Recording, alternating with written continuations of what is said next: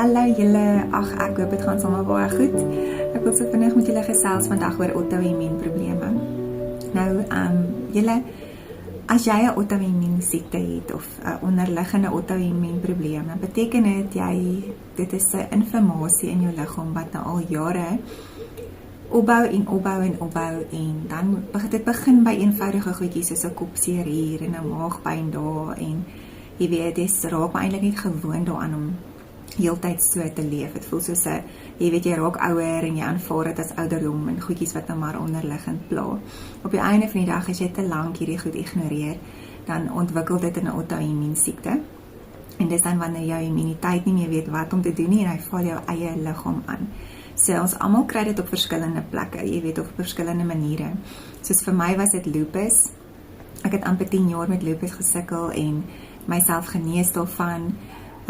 Eventually, so ek was my eie proefkonyn, ek het so baie dieete en so baie dinge probeer, en op die ou einde is ek genees daarvan. Ek is nou al 'n hele paar jaar wat ek gesond is, en dankie Jesus daarvoor, en dis hoekom ek nou doen wat ek doen, want ek het die kennis om jou te help, hoe om daai inflammasie in jou liggaam af te kry. So, jy gaan Google, dan gaan hulle vir jou sê, lupus is ongeneesbaar, en jy het dit gekry deur 'n traumatiese ervaring. Kyk, ek kan nie strei met van waar af dit kom nie. Ek was deur 'n vreeslike traumatiese ding met die leeuongeluk en alles, daarna het ek lupus gekry. Maar die feit dat ek myself gesond gekry het deur die kosse wat ek eet, laat my wonder of dit nie maar eintlik was dit die trauma of was dit nie maar 'n opbou van verkeerde goed eet nie.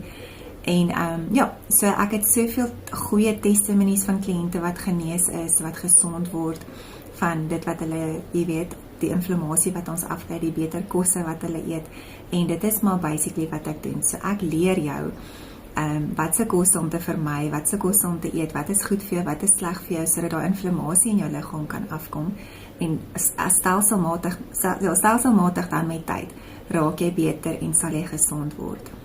Okay, so ek wou net nie so vinnig vir jou verduidelik. Die ding is, jy gaan word nou gediagnoseer met Hashimoto's of met lupus of met wat, daar's so baie auto-immuun siektes vandag wat 'n naam het.